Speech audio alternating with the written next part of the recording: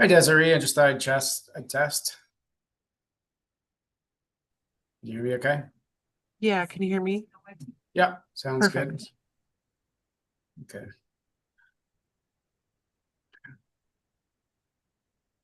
Hi, Commissioner Macy's. I appreciate you joining, doing comments. Just if you could keep your, um, what do you call it? Mute your mic until you're on, and then we'll give you a couple minutes. That's all good.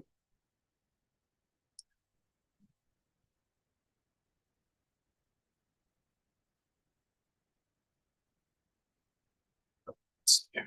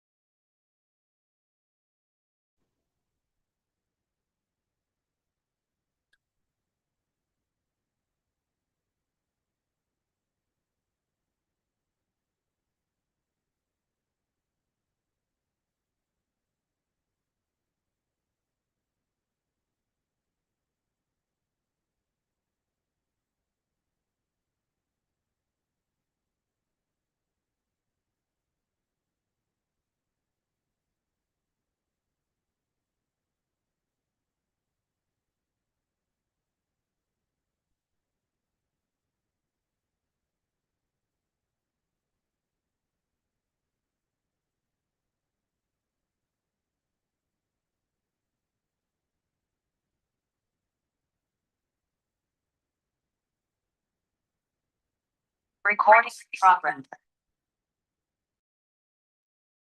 We're still, I don't think we quite have a quorum yet, um, Chairman Jones, so we're going to give it another minute or two. Great, thanks. I was having computer problems anyway, so.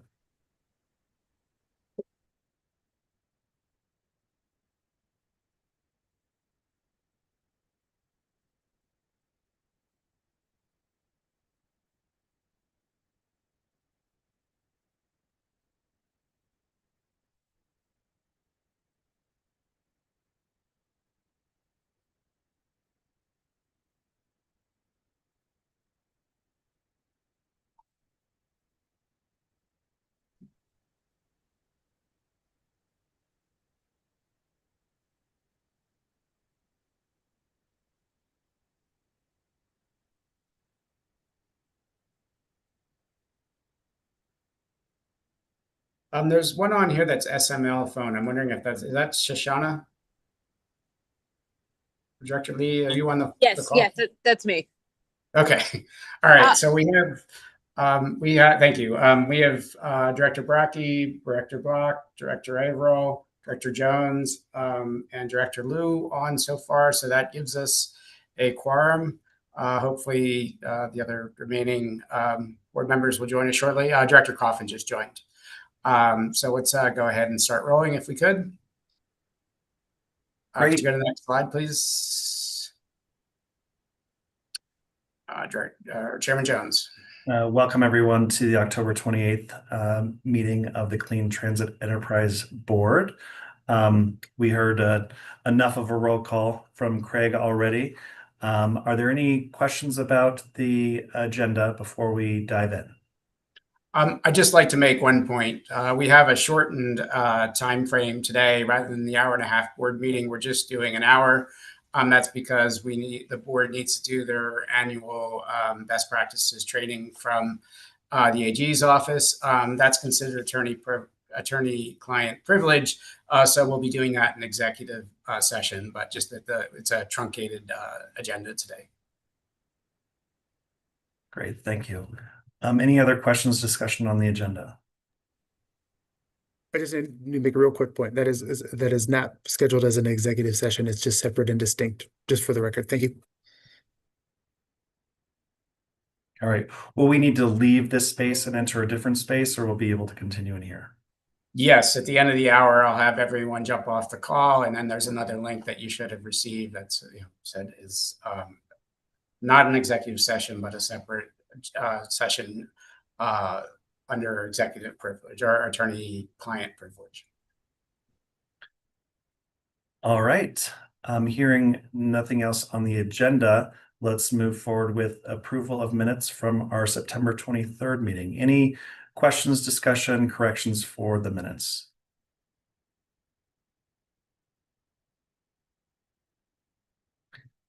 Hearing none, is there a motion to approve the minutes? This is Board Member Brackey, and I move to approve the minutes. I second. All right, all in favor say aye. Aye. Aye. Any opposed say nay. All right, minutes approved. On to public comment. Are there any members of the public who have signed up or would like to speak at this time? There is Commissioner Macy's from Routt County has asked to say a few words about their efforts on developing an RTA. Commissioner Macy's, if you could go ahead and unmute, and you have the mic. Thank you very much for giving me an opportunity to check in regarding transit up here in Steamboat Springs, Routt County.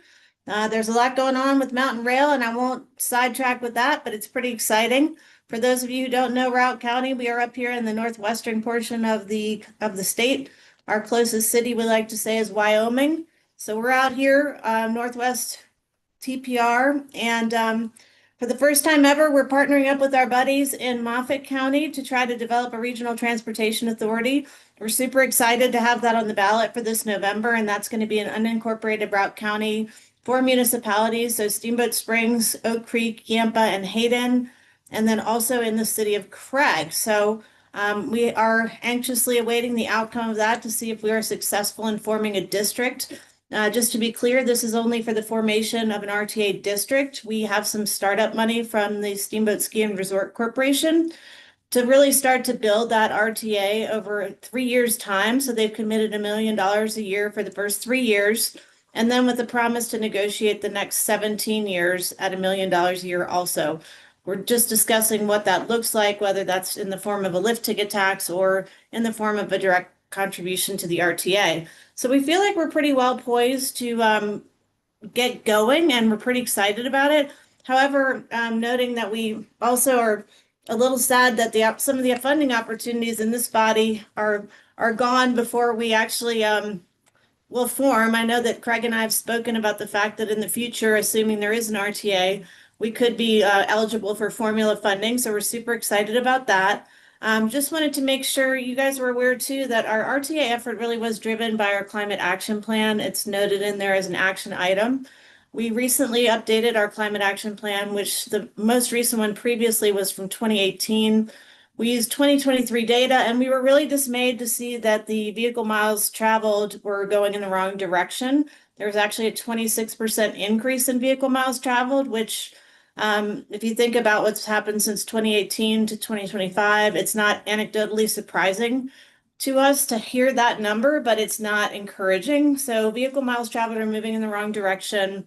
Our regional bus service is oversubscribed, and we really do lack transit opportunities up here. So the majority of our workforce, of course, works in Steamboat Springs, and many of those live outside of the area. So I think that contributes quite a bit to this vehicle miles traveled in single occupancy vehicles. So I just wanted to get in front of you again today and just make sure you folks remember about us up here in Northwest Colorado. We're doing our best to be a part of the solution when it comes to reduction in greenhouse gas emissions. Sometimes we're really challenged because we don't qualify for the same type of funding with areas that have population, with areas that are in non-attainment areas. Nevertheless, we believe it's important to do our part, and we would love to be a part of the solution for the greenhouse gas emission reduction. So as our programming evolves, I'll stay in touch with Craig and hope to be a part of the 230 funding into the future. Thanks so much. Thank you so much for joining us, Commissioner Macy's. It's really nice to see you here. I'm excited about that news, and I'm glad you've been connected in with Craig. Any questions for the commissioner? All right, hearing none, and if we have no other members of the public, we can move on to the next item, which is our update from Craig. Thank you. Next slide. So I'm going to try and keep this brief. So we got a lot to cover in that hour today, but basically the SB 230 formula program, we continue to do well. We've closed the NOFA. We worked pretty hard during the CASTA conference to try and make sure we got as many rural agencies come in as possible under the deferred program. That's kind of all closed now. We're feeling pretty good about the number of respondents we've got, both in terms of active and deferred COAs. And we're now in maybe the less exciting part of that is trying to get through the award process and into the grants contract. But that's kind of where we'll be on the next phase. Thought I'd just share some quick and dirty analysis I did. These are definitely rough estimates, but I took all of the full COAs that we received and looked at the projection of ridership that is going to be achieved through the SB 230 funding. And then I came up with some rules of thumb and extrapolated the type of, basically kind of how many riders we're getting per dollar of SB 230. And so extrapolating that out, by the time 2029, where I think we're really fully up and running and agencies have operated or have implemented all their services, I'm projecting that we're going to be in the range of 12 million additional passenger rides a year. And that's somewhere around a 13 or 14% increase from the state's total ridership.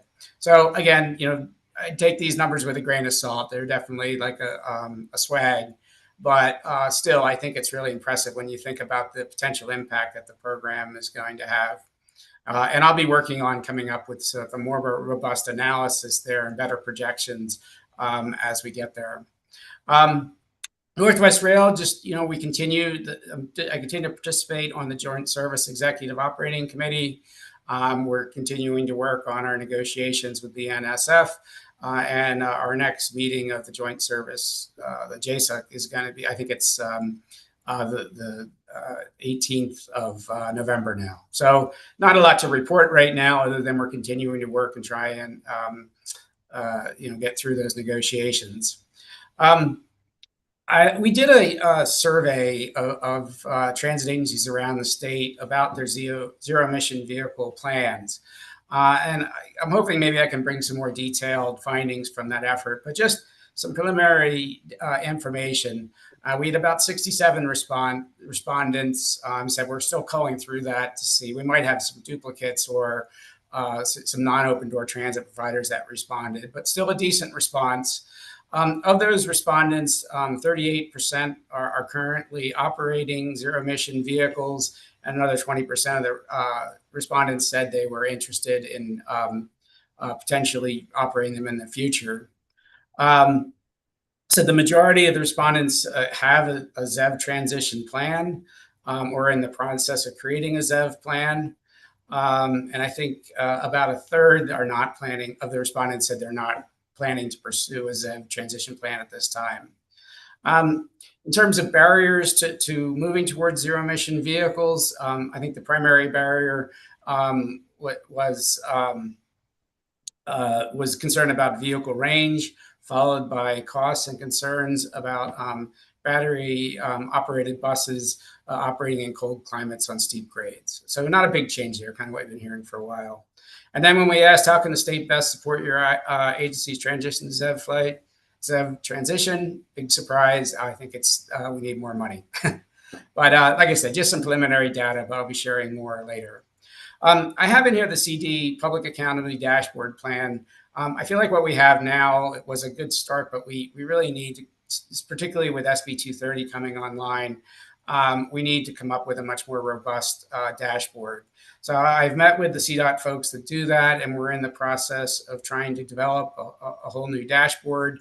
That's probably going to take a couple months to do, but I'm hoping in kind of early midwinter to be able to roll out a new dashboard to not only just show like how much money we're putting out in EV grants, but to try and start talking about the actual impacts we're having on greenhouse gas reduction and other, I think, KPIs that'll kind of round out what our mission is. In terms of grant contract status, not a whole lot of changes. We've got all but one of the capital grants from the first round now under contract. The one remaining one is because we're kind of in limbo with the agency where they're not sure they want to move forward with it. So the other remaining grants are the 4 planning grants we awarded in early spring. Those are now in the budgeting process, and I'm hoping to start pushing those through the overall grant process as quickly as possible once we get through budgeting. One of the things that the CTA is required to do is provide an annual report to the legislature by the end of the year. It also goes to the Transportation Commission. We're currently in the process of getting to a final draft on that. Once we do it, we'll send it out to the board for comment.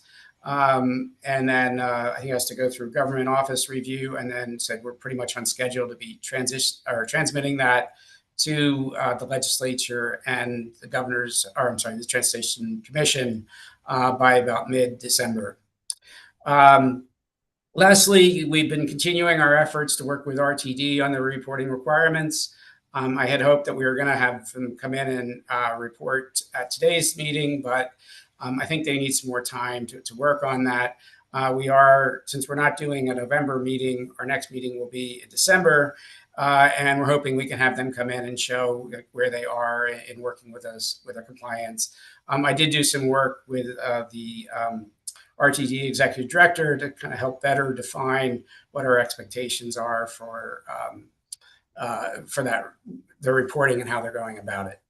I think that's the end of my slide. Is there another slide, or is that it? Desiree, can you go on to the next one there?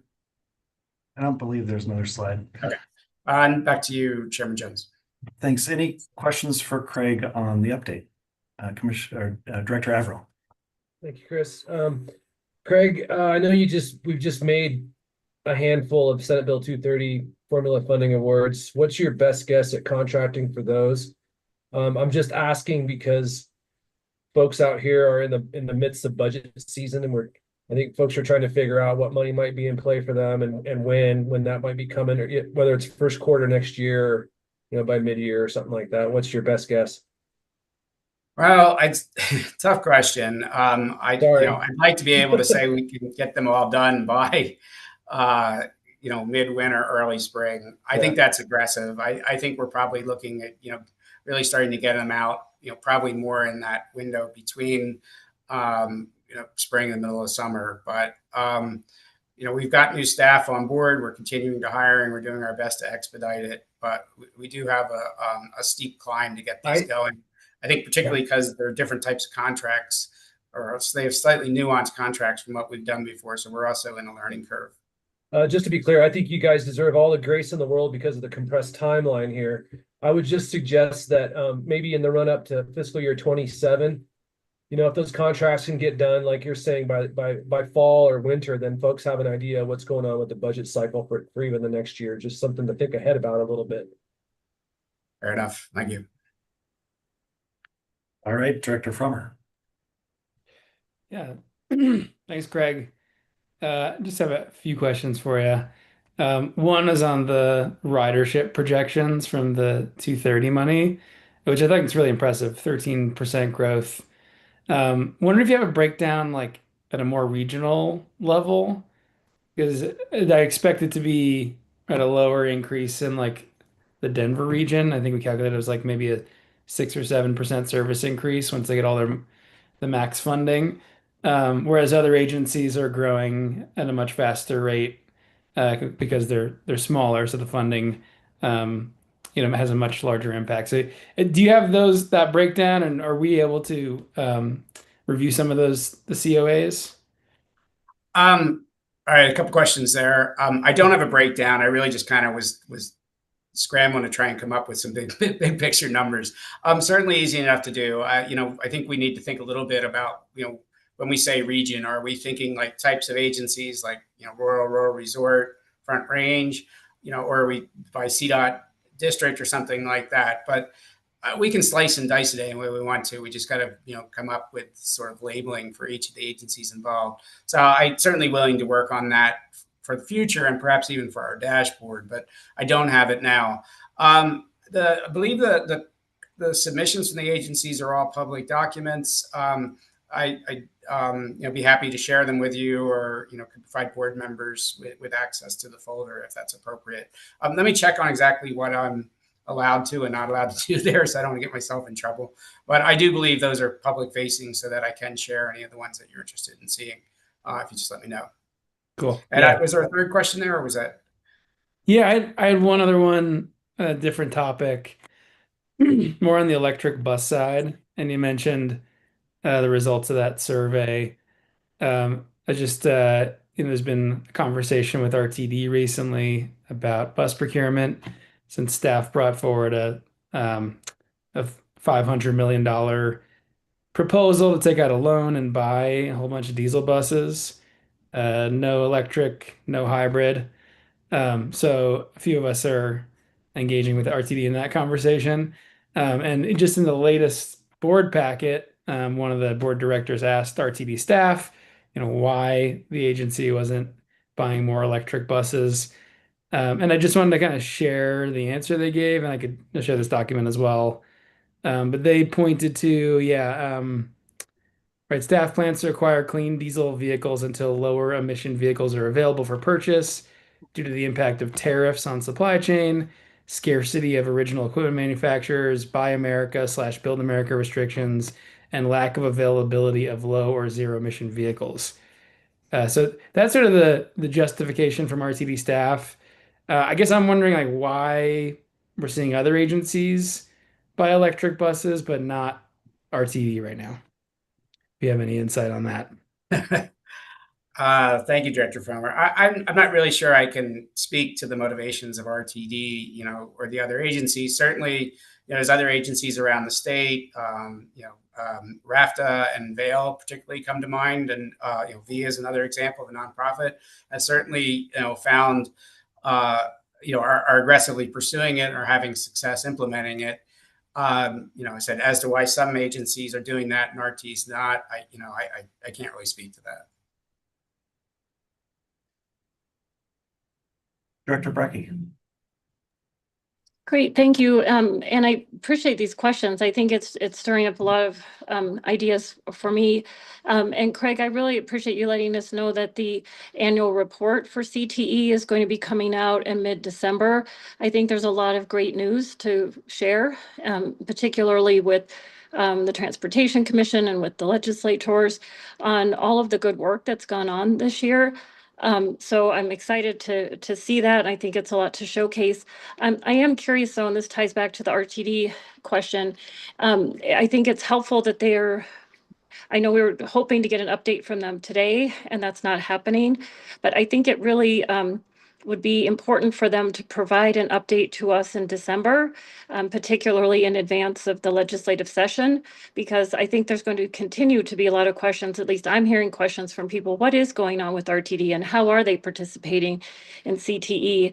And I think those questions should be on the table or in a dialogue in advance of the legislative session. And so if there's a way that we can help encourage RTD to come and be prepared to have the conversation with the board in December, I think it would be really important and really timely. So I know you're doing everything you can.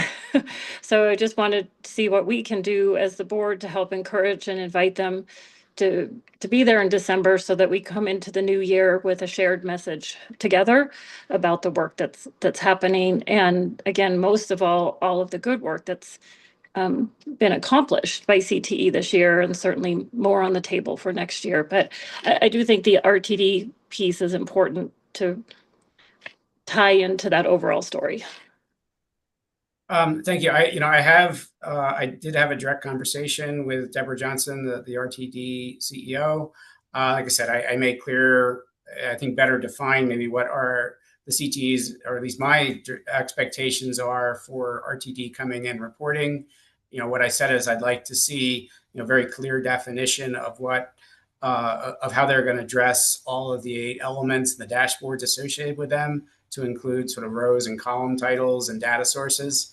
I told him I'd like to see some sort of mock-up or a wireframe of a website that addresses it.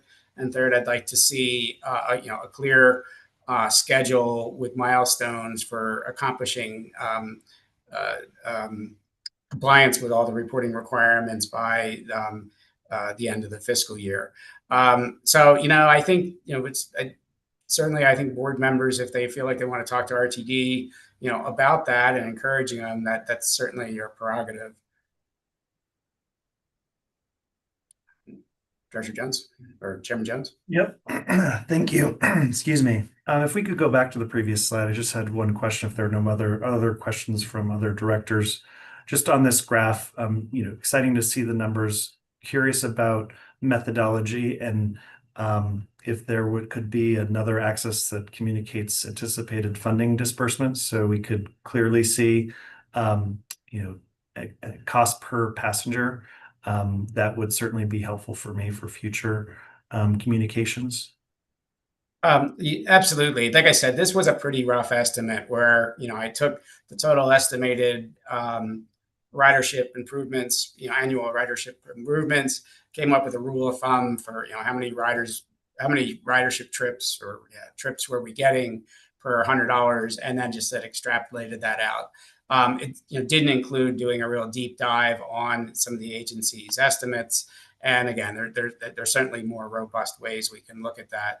And I'm certainly willing to provide, a significantly deeper analysis. I'm working with my consultant team that I have on board that helped us with the formula to do some of that data analytics. So I hopefully by December, I can have some of that up.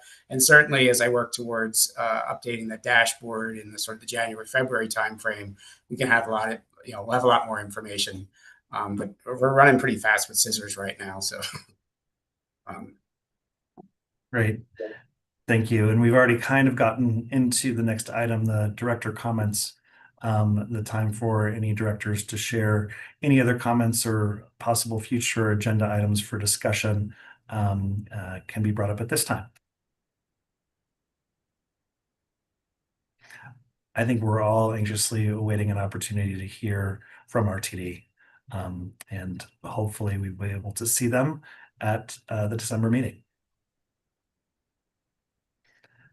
All right, moving forward, we have our fiscal year 27 draft budget approval. Sure. I know that Julia Spiker was having some computer issues, so I think I'm going to go ahead and take the lead on this as well. Can we go ahead on to the next slide? So I shared this before just because I know I personally get lost in the complexity of budgets the CTE has. And I just thought it'd be kind of helpful for everyone to, not only know what are these funds that we're talking about, but also some of the terms. So like I said, I'm not going to go through these all. This is kind of meant to be a cheat sheet for the board, so you know what we're talking about. But just to be clear, there's 5 funds currently that the CT has. Fund 540 was the original retail delivery fee. 541 was the loan that we received from the Transportation Commission as sort of a short-term mechanism for us to get the oil and gas production fee program stood up. And then funds 515, 516, 517 are the basic funds. So what we need today is to have the board consider and hopefully approve our draft FY27 budgets. They then need to go to the commission, and that the Transportation Commission, they'll be folded into the broader CDOT budget and approved in draft status. And then come, I think February, we'll come back and we'll look at finalizing those budgets. I'd also say because we're in this sort of limbo status right now with the funds just, our program funding really just starting. at some point in the next couple of months, we're going to need to make some amendments to the FY26 budget to pay off those loans so that we're operating from our actual cash flow and aren't paying interest anymore. So just if it feels like we keep coming and dealing with budgets, a bit of it is just because of we're in this sort of limbo status or start off status. And I think once we get through the next couple of months, it'll slow down a lot. So my apologies if it feels like we keep getting into these. If we could go on to the next slide. So again, I'm going to ask for a resolution or consideration of a resolution to approve all the budgets at once here at the end. But just let me just run through these quickly. So Fund 540, this is the retail delivery fee. As you know, this fund is a little different than most because it's annually appropriated rather than continuously appropriated. And annually appropriated means that you don't just keep rolling over your ability to spend the money that you've got. The legislature partially addressed this last year by extending the budget authority for 3 years. So when you see the spending authority there on line 3 at just under about $49 million, that's basically kind of renewing all the budget authority from prior years. For FY27, we're really just looking for spending authority that's associated with the new revenues we're expected to bring in from the retail delivery fee. That's about $14.3 million. And then we said we're basically hoping to issue as much of the current spending authority grants as we can for FY26. So our anticipated grants for FY27 is sort of that smaller number of $12.67 million. That number could change depending on what the results are of this current capital grants round. In terms of the expenses, I don't think there's anything major increases there. Do expect to have perhaps some additional consulting.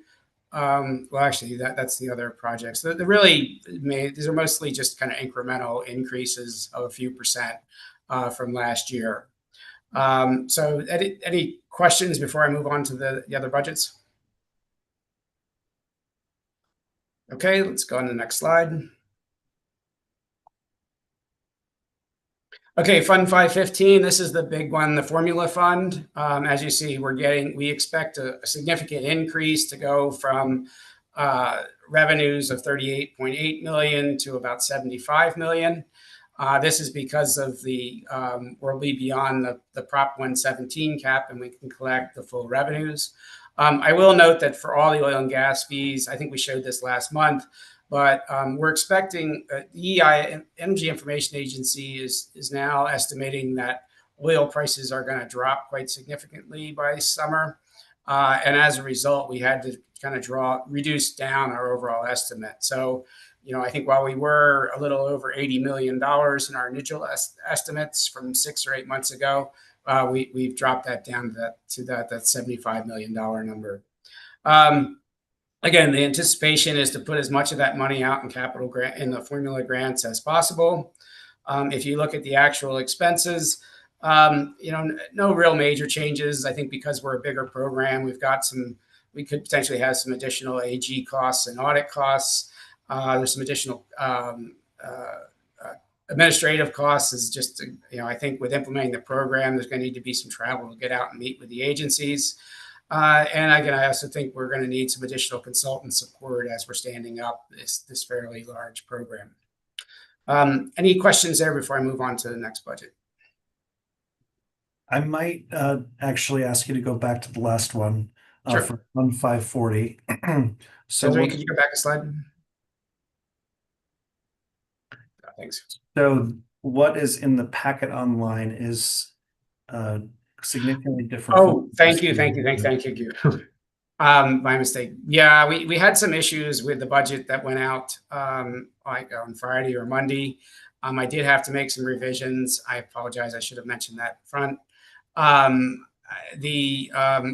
we've been struggling a little bit with this annually appropriated budget of figuring out how the numbers work. So we were making changes right up to this morning. I have asked Desiree to make sure that she reposts the new packet to cover the changes that we made. And again, my apologies for not mentioning that at the front. Thanks. And I suspected that if there's anybody watching and the recording or with us now, they can understand what they might be looking at online and why it's different from what you're seeing in the formal presentation. Thank you. Go ahead to 516 if you could, or advance 2 slides. One more slide, please. Okay, 516. This is the discretionary fund. Again, we're just like the 515, we're looking at about a doubling of the revenues. Again, we still have some work to stand up this program, but hopefully by some point in 27, we'll be able to get all this funding out in some form of grants. We are kind of prorating our administrative and operating costs across these 3 funds. Again, I don't think there's anything real shocking there. There's a bit of an increase from FY26, particularly in the administrative travel side. It's just that we're going to be doing more in standing up this program and need to get out and work with agencies to do it. Questions on 516? Going to 517, please. Okay, 517. This is the passenger rail fund. Again, we're going from about a little over $11 million in FY26 to about $21.5 million in 27. I do want to draw attention to the administrative and operating costs on this side. If you'll look at that line 7, the staff salaries, you'll see a pretty significant increase. In order to support the joint service, we're starting to have a lot of work that we need to do internally.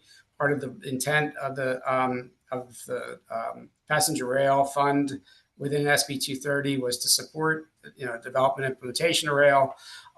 So this represents, I think, about 4 new positions and other costs associated with staffing up to provide that support. So if you're just wanted to highlight that, said it's a significant increase in salary, and that's because we're basically going from doing very little with that fund to actually having quite a bit of internal work. Any questions? Yeah, this is Julia Spiker. I just kind of wanted to make a note that we will be coming back in December for an amendment for FY26 to amend some rail salaries in also. So if we can say that. That's all. Thank you. And again, this is significantly different from what was in the packet. Yeah. They're running with scissors. So yeah, that concludes the budget section. I guess as the director, I'm requesting that the board consider passing a motion to approve these draft budgets. They said your draft budgets. We will be bringing back final budgets that may have some revisions. So this isn't the last bite of the apple. But if there's any questions, I'm happy to just respond. But otherwise, I said, looking for a motion here to approve. Any further questions on the draft budget from directors?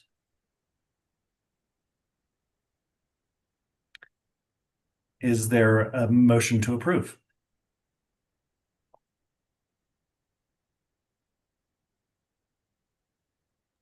I'll motion to approve the fiscal year 2017 draft budget. 2027 draft budget, excuse me. Second. All right. All in favor, say aye. Aye.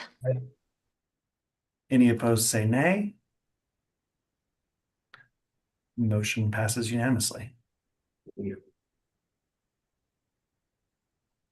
Okay, I'm going to keep rolling here if I can, Director Jones. Great. All right, so this is an exciting moment for us. It's the first time we get to set the fees for the oil and gas fund. If you could go to the next slide. So just as a quick introduction, sorry, this didn't quite probably have passed the accessibility test, but it's tough to get this out there. But the oil and gas fee went into effect July 1, but no fees have been collected yet. Essentially, we needed to wait until the end of the first quarter, which was September 30th, at which point the ECMC established the average spot price for oil and gas and transmitted to that. And that basically then puts it in our basket for the CTA board to to set the rate that will now be charged for all the oil and gas produced in the first quarter. So assuming that the board approves the rate, I'll then transmit that to the Department of Revenue, and they will transmit that to the oil and gas producers who are supposed to pay the funds in by November 30th. And then so we're going to have to we'll be repeating this process every quarter. And particularly this year, because of Prop 117, we're not just going to be setting the fee at the max when we get into Q3 and Q4. We'll need to kind of manage what the revenues are to stay within the Prop 117 cap.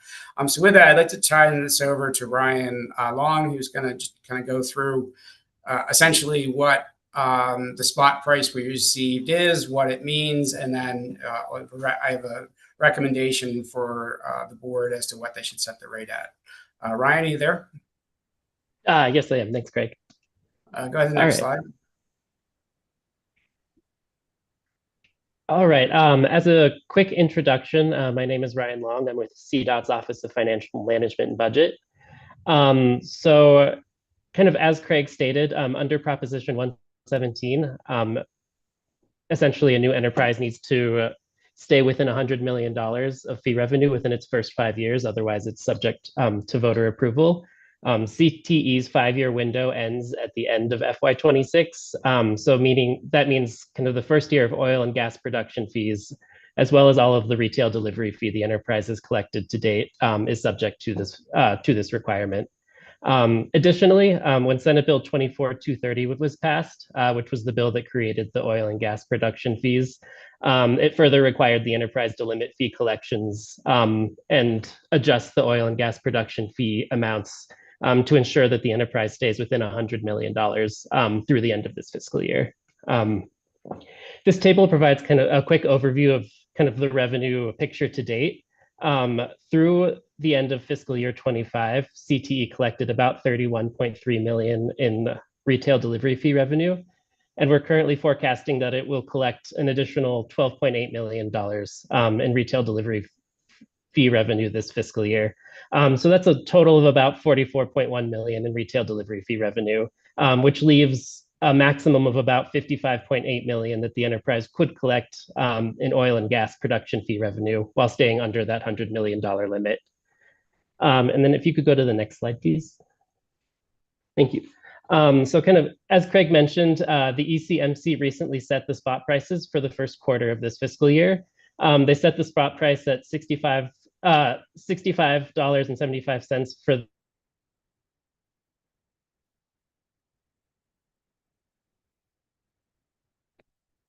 for oil and $3.03 per barrel for oil, or 2.56 cents for gas production. We're estimating that this would bring in roughly $27.2 million for this first quarter. That's still a little bit of an estimate. We don't have full production numbers for the first quarter yet, but it should be relatively in that ballpark. And then if you can go to the last slide, or the next slide, please. And this is essentially what the breakout would look like between each of the cash funds. So about $19 million to the local transit operations cash fund, about $2.7 million to the grant program cash fund, and about $5.4 million to the rail funding program. One caveat with this, I think the only thing certain about a forecast is that it's going to be incorrect. There may be some fluctuations with our retail delivery fee forecast, as well as kind of our oil and gas forecast going forward. So I would just suggest a little measure of caution going forward into future quarters, kind of as you consider possible fee rates. Our retail delivery fee forecast in particular right now, there are a lot of downside risks and kind of uncertainties related to the economy. So that could fluctuate kind of as we go forward into future forecasts. But I think that's primarily what I had. So I'm happy to take any questions before I pass it back to Craig for the fee discussion. All right. Thanks so much, Ryan. Any questions on the fee calculations?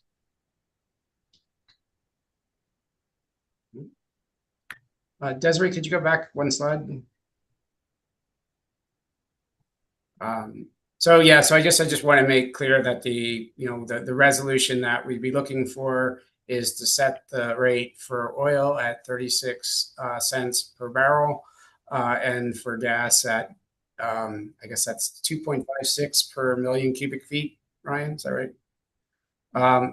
And just because I always try and provide a little bit of education here, I had to look up the abbreviation for barrel is BBL, and that actually stands for blue barrels, which were the original Standard Oil barrels that they were used. So if you ever wonder why they use BBL, I had to look that up. Anyhow, Chairman Jones, unless there is more discussion, I'd like to ask for a resolution to approve the 36 cents per barrel and 2.56 cents per MCF. Great. If there is no more discussion, it is nice to see. It seems like we've got some wiggle room to keep on evaluating this over the quarters ahead, without getting to that 55 million. And we probably don't want to get too close, because that gets a little stressful. But feels like and one thing I have been cautioned is that, particularly since this is the first time the producers are paying, they're still figuring out their own process. It may not all be paid in by December 1st, that it may just take a little bit of time, and that, I think everyone tries to be a bit patient while we're all working to set up systems and processes to do this.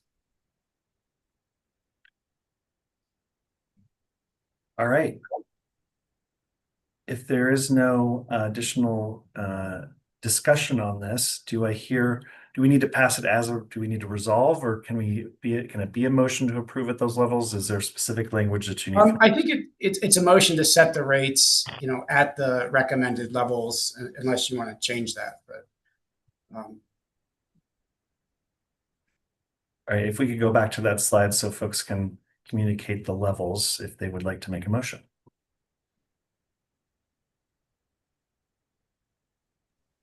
This is Dawn Block.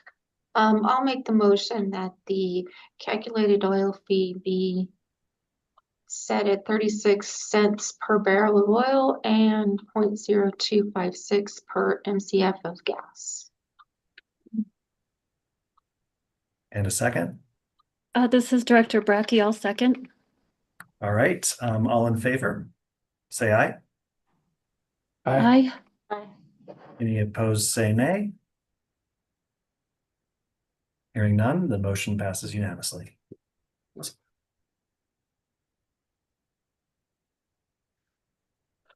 All right. Okay, moving on to the implementation discussion, which is really considering the next kind of tranche of awards. I said we received several full COAs kind of right before the last board meeting, right after the NOFA period had closed. CTA staff's been evaluating those. Some of the COA submissions need a little bit of work, and we're working with the agencies to revise them. Just because they're not being considered today, in no way means they're not in consideration and working towards award. We just need to get a few things clarified or make some revisions. So I'm either working directly with them or they're working with our consultant. But that said, go ahead on the next slide. Like I said, we've got a bunch we want to consider today. So there's 8 agencies that have submitted full COAs that we feel merit award. We've already said we've already made 7 grant awards, and the number of COAs is kind of where we are in terms of deferred versus non-deferred is a bit of a moving target. But right now we've got, I think, about 9 or 10 agencies where we've got submitted or that have deferred COAs that working on it. Again, just to give some sense of the impact of these new awards, if the board deems to approve them, it'll be a total of about $8.4 million. And we said when I totaled up the impacts in their COAs or anticipated benefits, it'll add about 5.8 million miles of vehicle revenue miles over the 5-year period and generate about 3.4 million passenger trips. Again, that's over the 5-year period. And this is additive to what we did last time. Also, several of the agencies are looking to use the funding to purchase additional buses to expand their fleet. So this, in combination, the recommended awards today will lead to 22 new bus purchases. So with that, I'm just going to pretty quickly just go through all the different the 8 agencies that we're recommending for award. Next slide. First, Metro Mountain Transit. They'll be the biggest award to date at $4.43 million. I've been working very closely with the folks at MMT since this program began, and they've really helped to provide input that's formed it. So I'm glad to see them coming in. They are planning a host of new routes that will improve connections, education, medical, and employment centers. At least in the first 2 years, they're planning to use a lot of their funds to just expand their fleet and then move into operations. I'll have to explain this when I get through all these initial nominations, but because of their front end loading of vehicle purchases, they're also a good candidate for advancing some of the FY27 money. And again, I'll explain that in a minute, but that'll come up a couple times here. Go ahead on to the next slide. And Chairman Jones, I'm going to run through all of these and then ask the board for a comment if I could. Just we're a little tight on time. Grand Valley Transit, this is the agency out in Grand Junction. Their grant total is about $1.07 million. They're, as an MPO, they kind of work through a different process. So they'd work through their Regional Transportation Committee. They're proposing a new route that's going to serve what they call enhanced transit corridors. I actually had the pleasure to go out last month and do a ribbon cutting for a pilot program that they're going to transition to operating with SB 230 funds. Let's go on to the next. VIA Mobility Services in Boulder. VIA is a nonprofit, but a very important provider of transit in the Boulder region. Their grant amount will be kind of a funny number, $888,000 based on the formula. They'll be using that money to add 15 to 20 new routes. Much of this is on-demand service, but is open door. And they estimate that it'll provide an additional 30,000 annual trips. And again, VIA has been a big adopter of zero-emission vehicles. So 15% of the new routes will use zero-emission vehicles. On to the next one. Envita is another nonprofit. They operate down in Colorado Springs, but also are expanding services to serve Pueblo County, where there's a significant need. Their planning process incorporated a significant amount of outreach and working with the county to identify the needs they have. And like I said, the funding is really going to do a key job at connecting Pueblo's local expansion efforts with both their local and statewide goals. Let's go on to the next one.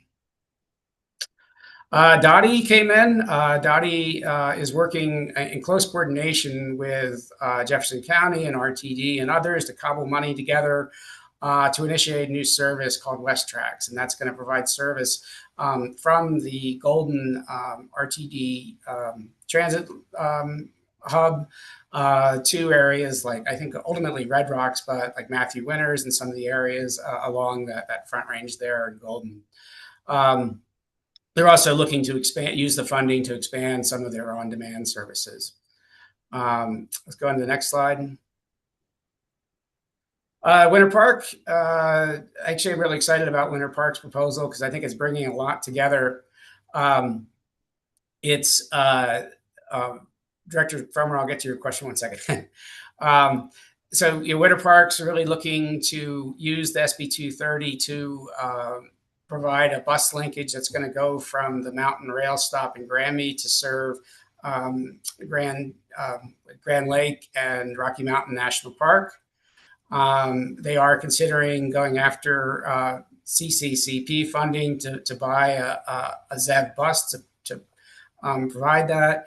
And then they're also using the fund to expand some of their microtransit to pilot some services to see if they can better increase the ridership by providing that last mile of service. Director Farmer, you had a question about Dottie. I would say, yeah, this is kind of a special program where they're going to be, they're working with RTD to provide that linkage to some of the areas right set along that Matthew Winters, Morrison area. Let me go on to the next slide. City of Durango. City of Durango is looking at $618,000. Again, they're also looking to buy vehicles, so they're a strong candidate for advancing some of their funding. They said use money to make significant service enhancements and expand routes, and are looking to increase service hours by over 154,000 vehicle revenue miles a year. I think one more. Mountain Express is in Crested Butte. We worked quite a bit with Crested Butte to get their COA kind of up to where it needs to be, but we were able to do it quite quickly. Thank you for the FHU consultants for kind of helping them get there. They're looking at $244,000. And a lot of what they're doing is going to be new routes or new vehicles and new services to support some of their park and ride expansion. And I think that's the last one. Can you go one more slide and make sure? Yeah, so let's go back to the next slide. Sorry, that was really quick because I know we're a little short on time, so I was talking as fast as I can. So, but it's important. I think that the board's comfortable with these. Let me stop and see if there's any questions. Thanks, Craig. Any questions from directors on these recommended awards? Director Frommer. Yeah, this is super exciting. A lot of hard work put into this. So thank you, Craig. Thanks to the rest of the board. It's nice to see this money put to work, moving people. So that's fantastic. I had a question on the first proposed grant to Mountain Metro. The last bullet says plans include adding 13 additional vehicles from 26 to 30. Are we awarding a 230 grant for Mountain Metro to buy buses, or is that other money they're using to deliver the service supported by the 230 grant? That makes sense? Certainly, good question. The short answer is yes. So, one of the things that we looked at early, kind of early on in this process was what should be eligible. And, the SB 230 legislation was focused on operations, but then when you look at the definitions in the law, they defined eligible operating expenses as anything it takes to stand up new service. So it made it pretty open. I think what we really looked at was that several of the agencies, and Mountain Metro as an example, didn't have the existing fleet capacity to simply expand transit. They needed to buy them. So what we found was that from the agencies, they kind of fell into three pots. There's agencies like Mountain Metro who need to buy the buses first in year 1 and 2, so FY 26, 27, and then transition to operating them. There's agencies that have all the buses or fleet they need, or they outsource it. They could go directly to operating them. And then there's some hybrid agencies. So, again, there's several agencies where they need to be able to buy the buses and then we'll transition their use of SB 230 to operating them. Director Brackey. Great, thank you. I'll be quick. I also agree. It's really exciting to see all of these coming forward, and I appreciate you bringing them to us today. I also wanted to say thanks to Craig for working on that overall summary for us that we talked about last month. It sounds like that's work in progress, and hopefully something we can all see at our next meeting, because seeing each of these is great, but being able to see the whole picture would be really helpful as well. And I just wanted to add my request that if it's possible to put the COAs online for each of the applicants as they're approved, I think that would be helpful for other agencies that are coming into the pipeline to be able to see, so that they can aspire to the ones that they know are successful. So thank you for all the work.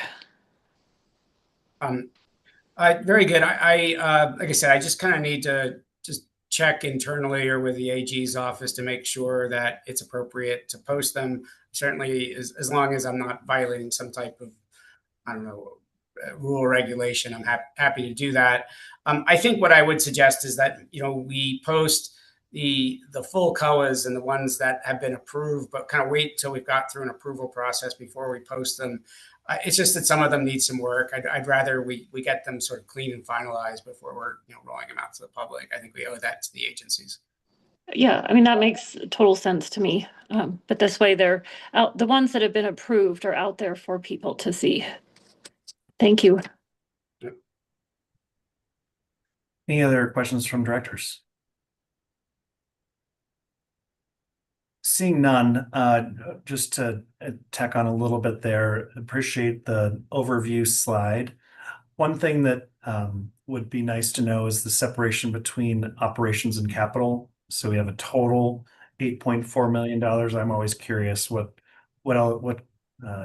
portion of that is targeted towards operations, because then I can do my, back of the napkin calculations on cost per anticipated, vehicle mile traveled or estimated ridership, but can't with the capital in there. So for future, that would be very helpful.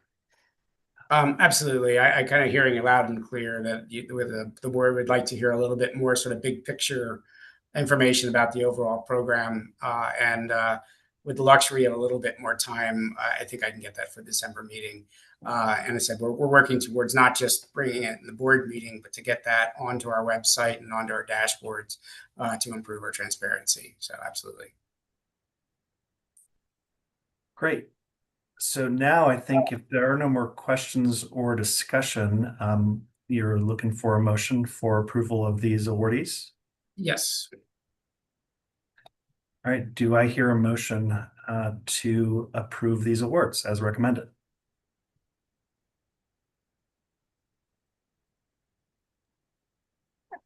This is Director Brackey. I move to approve the slate of 8 awardees as presented today. Do you need me to list them individually, or is it okay to just say the 8? I think it's fine to just say to, recommend approval of or make a motion for the approval of the 8 recommended agency awards. Great. Okay. I'll make a motion to approve the list of 8 agencies as recommended for award. I'll second. All right. Any more discussion?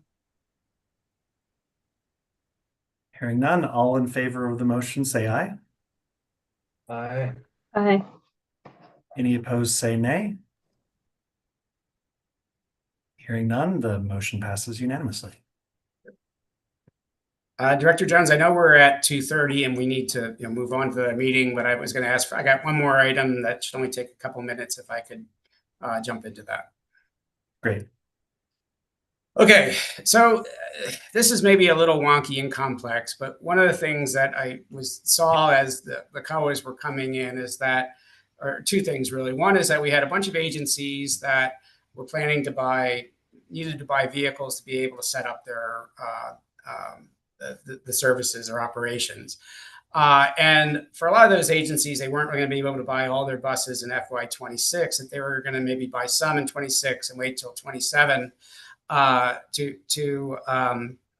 before they could purchase them at all.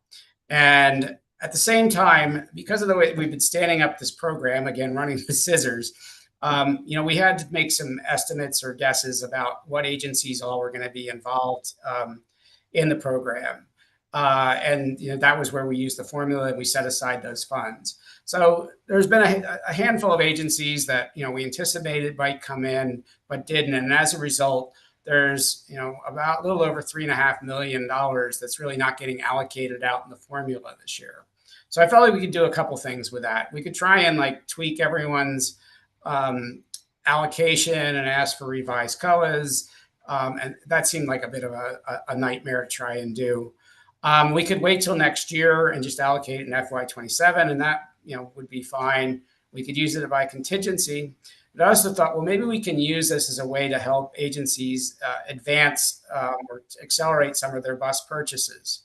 So basically, I went through all of the COAs and looked at agencies that have bus purchases, and I talked and worked with them and said, what if we can essentially advance you some of your FY27 award and your 26 award, and now you can buy your buses sooner. I think there's significant advantages in doing that. One is just the sooner the agencies get the buses ordered, the sooner they get them, and the sooner that we'll be operating those services and reducing greenhouse gases.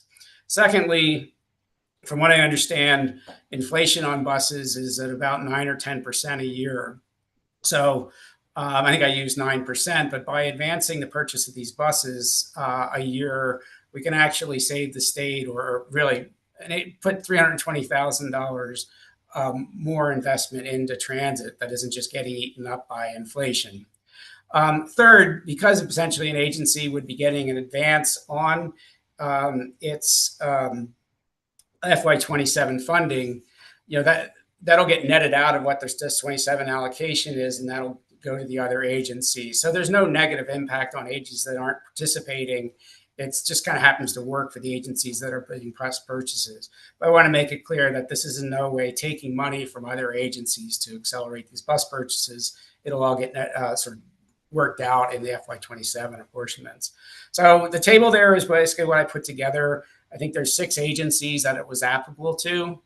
And you can see I list there the number of buses that this would help accelerate in advance, and said the total comes to about $3.5 million. So I guess I know this is a little complex, but let me like to see if the board members have any questions about that, and whether you're willing to entertain a motion about this, or would like to hold off. Great. Any questions from directors on this recommendation?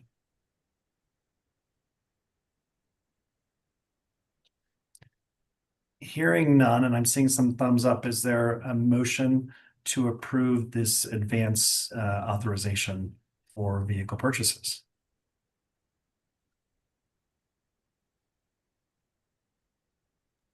I'll make a motion to approve these advanced vehicle purchases.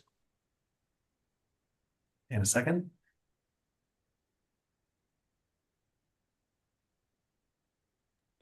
Second.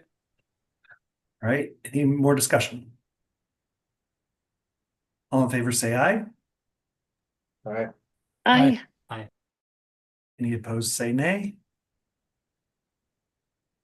Hearing none, motion passes unanimously. Thank you much. I think it's exciting. I mean, we may find there's ways to use the same approach in the future, but I think another great thing about this is that we don't have just money sitting around not being used, that it's really leveraging all the resources we have. All right, I think I got one more slide, and then I can hand it back to you, Chairman Jones, to wrap up. Just next steps. One more slide, please. First of all, we're not having the November board meeting. This is the last thing before I go on vacation for 2 weeks. I will be in Europe and out of touch. Between that and the holidays, the Thanksgiving holidays, it felt like it didn't really make sense to have a November board meeting. So next morning we'll be in December, and I basically was polling the board members after the last day, and I believe we're going to set it for December 11th. Director Averill, I'm sorry, I know that's the one day you weren't available, but it worked for everyone else, so I'll coordinate with you before. Anyhow, we're looking forward to that meeting. We do intend to have RTD come in and present on their reporting progress. I will have hopefully have another raft of grant awards to make. I keep saying this, but I really want to start digging into the SB 230 discretionary grant program. And we should have preliminary results from our Transit ZEV Capital NOFA that'll have just closed. And then I think it's time for us to maybe do a little bit of a look forward for 2026. And I'd like to at least initiate a process to start to do some strategic planning and some big goals. I feel like, I know personally, I've been sort of heads down, just running, trying to get this thing stood up. I think it's probably time to step back with the end of the year and think about where do we want to go next year. So that's kind of things I have on the agenda for December. With that, I'm wrapped up.